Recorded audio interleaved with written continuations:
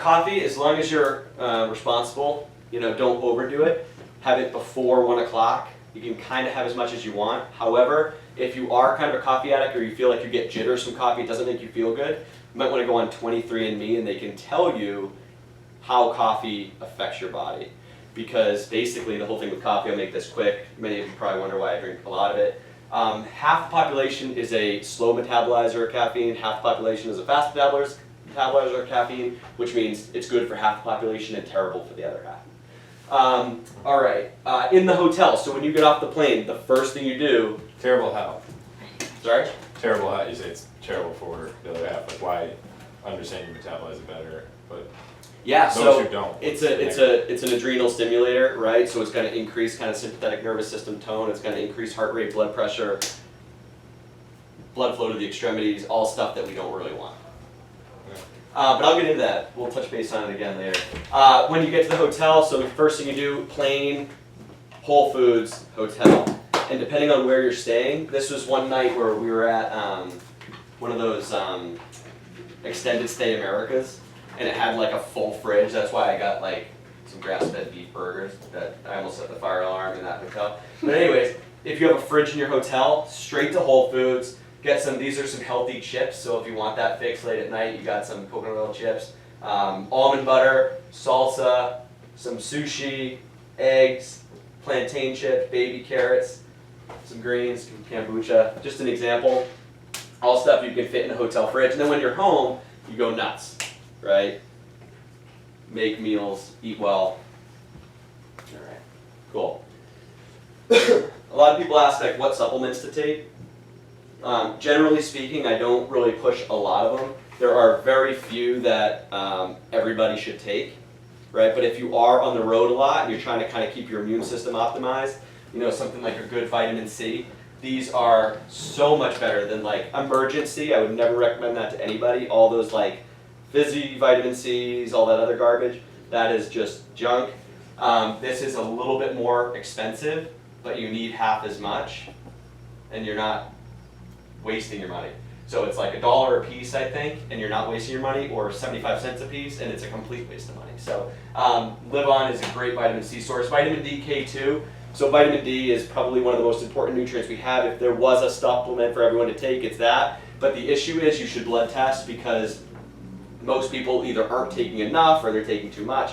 So it is important, but you might need to do something. Magnesium helps people sleep. It's a pretty good little, if there was something, we don't get a lot of it from our diets unless we're just crushing dark chocolate, and then you're doing more bad than good. Magnesium, it also helps you sleep, it helps you relax, it's good for like anti-anxiety. Probiotics, a lot of buzz around probiotics. Probiotics are a good idea. These particular ones that I have on the screen it's called Prescript Assist. This is a soil-based probiotic. So again, a million years ago, we were getting our bugs and our bacteria because we were eating food from the ground, right? Not milk or whatever. So these soil-based probiotics are better because they're shelf stable, they don't have to be refrigerated. And actually almost all probiotics in the store are dead by the time they get to the store, because they need refrigeration and all that junk, and the people don't really care and whatever. So soil-based probiotics are way better. Protein-wise, I don't actually use whey protein almost at all. Collagen seems to be a much better choice from a nutritional profile. Not so much for a muscle gain, Grant. You might want to stick with the whey. But for health, I'm all about prioritizing health. What I tell the pro team is, if you're considering taking like some pre-race, pre-workout supplement, if your immune system's at 90%, not 100, you'll never make up that 10% with a performance supplement. So focus on health, and you'll probably do a lot better. Collagen is a lot better for our bones, for our digestion. It's amazing for our mood. It's super high in glycine, which is a amino acid that actually it can for people with like depression or anxiety or any mood disorders. It's amazing for, especially women. My mom takes this every day. It's good stuff. And we have a partnership with Inside Tracker. So if you are curious and you want to really kind of, instead of taking like the machine gun approach to supplements, if you want to really figure out what you need, go to Inside Tracker. They'll give you a deal. And if you want like literally everything I recommend to everyone, you can go to the list. It's all there. What's Inside Tracker? They do blood testing? Yep. It's ridiculously amazing too. So I've been doing, I've had my blood taken like every 3 to 6 months since 2004. And Inside Tracker, if you think about that, Inside Tracker, they have this thing called the white glove service. And I'm not kidding you. It's roll out of bed at 7 o'clock, knock on the door. Hey, Inside Tracker, come on in. Some lady walks in your place, stabs you, takes your blood and leaves, and you just keep making coffee. It's the coolest thing. As opposed to going to Quest Diagnostics, waiting in line, getting the thing done, driving home. So we just Inside Do it Tracker. here. Let's get everyone blood tested. Yeah, What's and on here? I think it's Coach Joe. There's a code you can use on Inside Tracker that we give protein. Yeah. All right, now kind of getting into the weird stuff. Most of the weird stuff relates to stress management. You missed all the good stuff, Yoda. I've tried that though. I know what that's all about. Yeah, if anyone wants to try it, it's right here. Just like clean your ears and stuff, like one of those first. The Sun, Travel, Evolution, and Crime Dramas. All right, so we can go ahead. Stress is really the kind of the biggest issue with us, and this is why I say that there are other things more important than nutrition, like movement and stress reduction, because my hypothesis is all these other things, the way that stress works in the body, we don't have like 10 different systems to deal with stress. I don't deal with stress from my diet, stress from exercise, stress from fights with somebody, stress with my finances, stress when Allie doesn't show up to work. I don't deal with all these stressors differently, right? We basically have one nervous system that's like a arm wrestling match all the time. And like when I'm stressed, no matter where it's coming from, it's over here. It's not, does that make sense? So what that means is that whether, again, you have a fight with your spouse, you have a sunburn, you eat shitty, all these things are kind of accumulating in the body, right? So if we think about nutrition and why I say that it's not the top priority, is because all of these things that culminate in the body affect the internal environment, and that's the environment digesting your food, right? So if I have this environment where, again, all my blood's being shuttled to my extremities, which happens during stress, my blood pressure's high, my digestion isn't in a state that it's like, oh, finally some kale, yeah. No, it'll probably make you poop your pants or something, right? So that's why we have to look at things a little bit differently. One of the ways that we can track stress, and I'm actually not recommending everyone go out and do this. You can, but don't let it like overwhelm you, or don't feel like you're missing out on anything. But it is a really cool, if you're exercising a lot, it might be a good idea. Or if you're having issues, if you have like good months and then you're run down, and then you have good months and then you're run down, and then that might be the person that should think about this. So this is called heart rate variability. All right. This is what my whole TED Talk was about a few months ago. And basically, the way that the heart and stress work is that there's two branches of the nervous system. Everything culminates into one or the other, right? And what's affected isn't how many times a beat my heart beats. It isn't how many times a minute my heart beats, but it's what happens between beats that is indicative of what's happening hormonally and from external stressors. Does that make any sense? So, if my heart is beating 60 times a minute, you might assume that it's beating once a second. Boom, boom, boom, right? That's like my dad with a pacemaker. In reality, Mike's heart is probably 1.06 seconds, 0.93 seconds, 1.07 seconds, 0.98 seconds. Once a second is the average. And what that's telling us, the more variability Mike has, the more his nervous system is just this ebb and flow like the beach. The waves crash, the waves go, the waves crash, the waves go. But if Mike's heart rate if his heart rate variability was 0, meaning it was just once a second, he would probably have huge bags under his eyes. He'd probably look 10 years older. So, this was me yesterday, and we have a few different things we can look at. So heart rate variability is on a scale of 1 to 100. Yesterday I was 86, resting heart rate 49. This is essentially, this is oversimplifying, but basically these are the two branches of the nervous system. This is the stressful branch, this is the relaxed branch. So you want this to be as close to 1 to 1 as possible, typically. And if you look at, this is Kate Kramer after the race last weekend. So she's in better shape, so her resting pulse is ridiculously low. But look at this, right? Her heart rate variability, much lower than mine, right? 20 points on a scale of from 1 to 100. And then look at this, her stress, 8,000. So her ratio here is 4 times mine. That's what we're talking about. And if you look at somebody... So that means for, you said the stressful versus not stressful is higher? Yep, so this is parasympathetic, this is rest and recovery, this is stress, this is flight or fight. Got it. Yeah, so what I'm saying is basically, this stuff, it is real.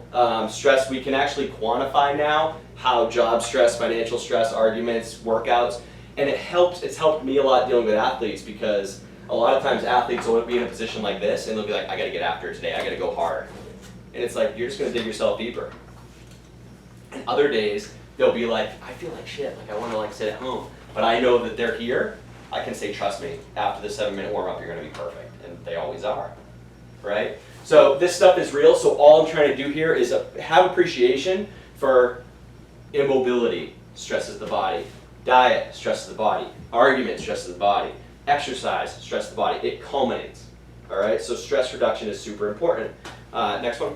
So Jojo, just in this, your point is your heart rate might see you at 38, which is amazing. Yeah. But the reality is she's super stressed because she came Exactly. So this is the thing, right? So if I go to my primary care physician, if I went with 38, he'd be like, dude, what the hell? She's like an Olympic caliber athlete. But if I went in, he's like, you're healthy, you're 30 years old, you got a 49 heart rate, you're a stud. But in reality, my internal environment might be like this. So if I'm waiting until it shows in my resting pulse, I've been stressed for a lot longer than I should be. What did you use to measure this? So this uses a chest strap. So you just put his chest strap on, and then my man Ben Greenfield created an app that tracks it. He actually white labeled an app. Awesome. What's it called? Ben Greenfield Fitness app. That's a mouthful. What kind of, is this a normal heart rate? Heart rate strap? It has to be a Bluetooth heart rate strap, so it connects with your phone. But this, if you're interested in quantifying stress, this is it. But I'm just hoping that you see that it does affect you. She might have felt great the day after the race, but she wasn't. In terms of stress management, okay, so let's stay here for 1 second. So in terms of tangible things you can take away, if we think about this, and this again, I do have an entire talk, I can send a link, it's a 60-minute talk on this exact thing if you're more interested in it, but I would actually go a step farther and say that HF is actually your exhalation and LF is actually your inhalation. So most of us, I know this is getting a little geeky, but most of us, if you think about it, if we're stressed, if I'm running from a lion, am I more concerned with getting air in or expelling toxins at that moment? In. All I care about is I just need air. Shallow breaths, right?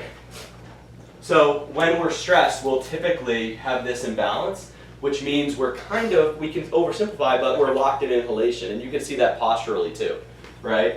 So if we're locked in inhalation, the fix, and if I'm hooked up, I could hook myself up to the app. You can real time, by drawing out your exhalations, watch this improve.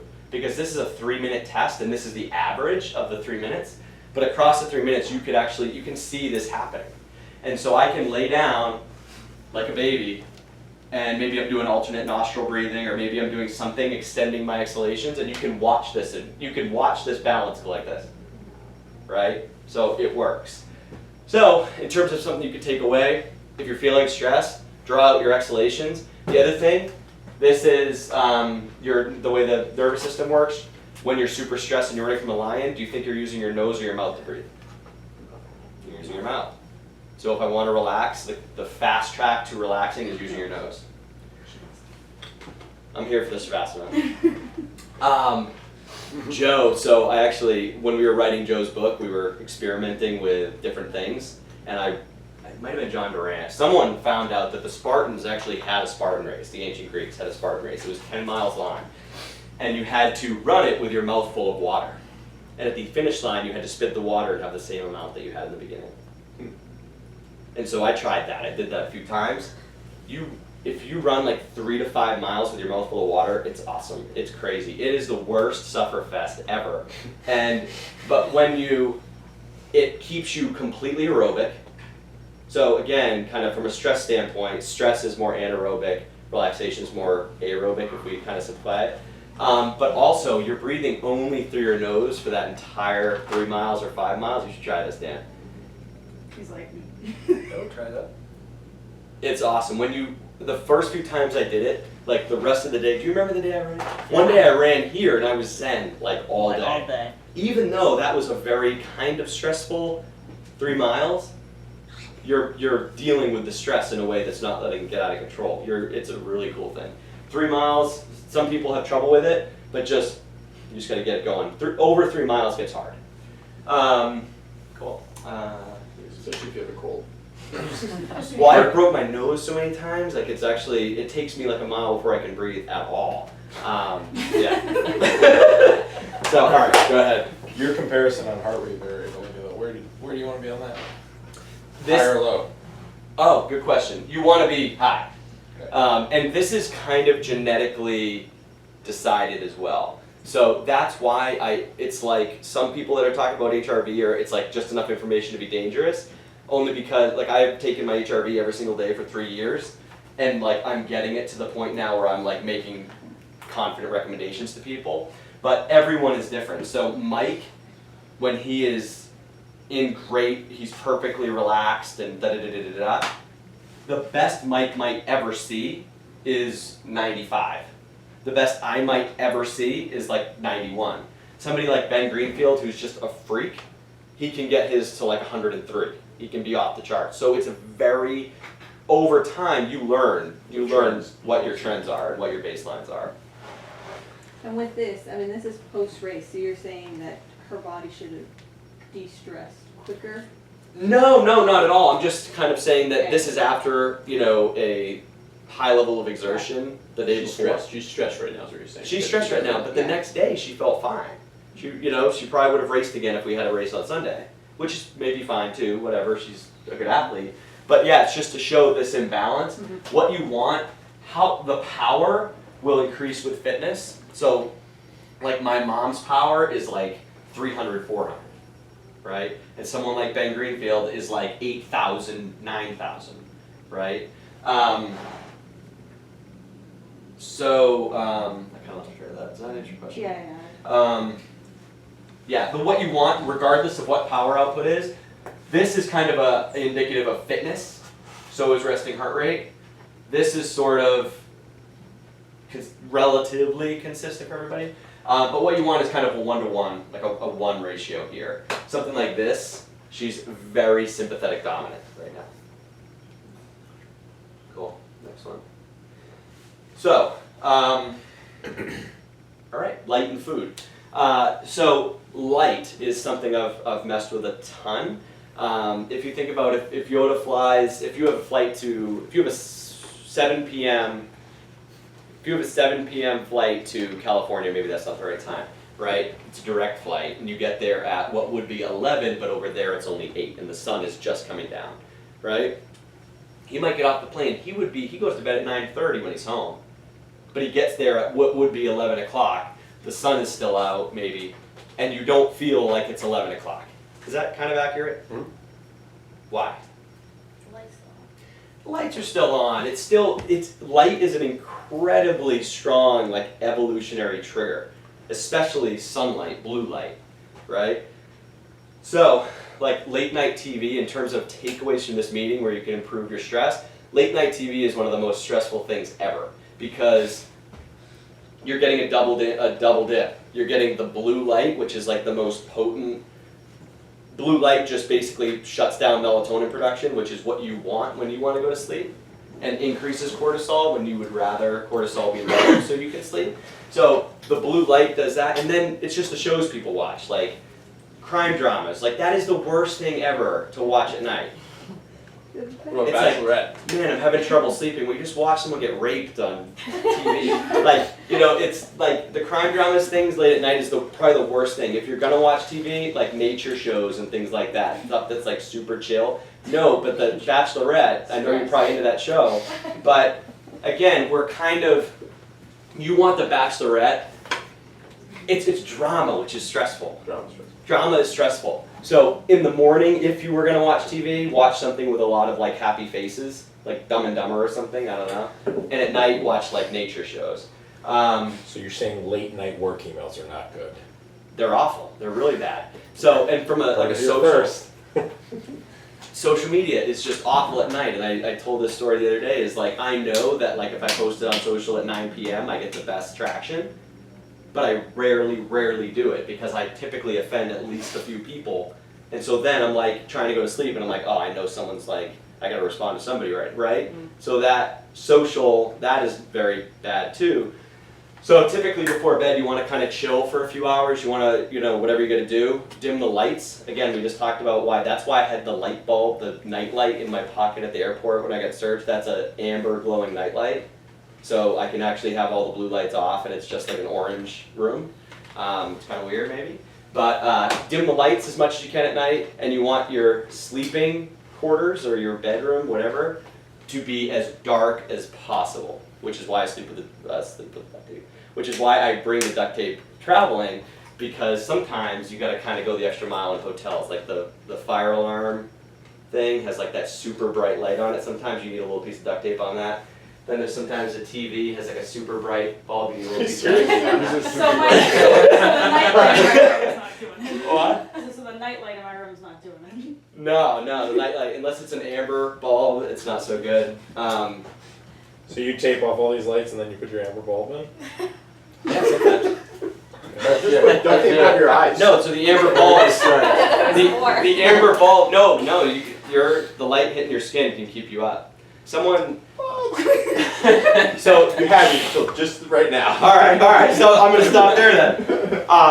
If I had a flashlight on your arm all night, you wouldn't sleep as well as if you sleep were like pitch a black. rock. Before after the aliens come. So this light doesn't matter as much from an evolutionary Just blue standpoint. light. Blue light is the problem. So like amber light isn't so bad for us. It doesn't create the same effect. So should we have our lights in our house be like lower Kelvin scale lights? Yep. So funny story. So when I went to Ben Greenfield, I spent like a week there, and I was like, I need like the full experience. I'm gonna take every supplement you take. I'm gonna like. Then it got weird when he. Never mind. But anyways, know so bad. Not the same. You're gonna have to tell I get to his house. So yeah, I'm not going down that road. He's a weird dude. He's great though. He's awesome. Kelvin, House, Kelvin lights lights. I get there like at midnight, right? And I've been traveling all day. And he's like giving me the tour because he built this house. Like this house is like, he has like kill switches in every room, so there's no power, no EMF, all that. And so I go into his gym, his morning gym, right? And I'm in the morning gym, and I'm like, oh shit, I haven't used one of these. He has like a swim trainer. Like I haven't used one of these in forever. He's like, yeah, just don't spend more than like a minute or two in there. He's like, that light will keep you up all. So the lights in his morning gym are like intensely blue. And then the lights near the PM workout gym are amber. So if you're gonna work out at night, you use this stuff, and it's kind of interesting. But that's the whole thing with this. So if I want to stay awake, or if I'm doing a talk and I want to be like on my game and I want to have energy and I don't want another coffee, right? This is called a human charger. It's the same principle. So you can just shine blue light directly into your head. I don't want to lose you guys, but Does that works? legit? I mean, It's weird. It That feels works. really weird. Don't You can try like it. feel You can it feel in it. the back of your eyes. Yes. no Like, way. It's very weird. It's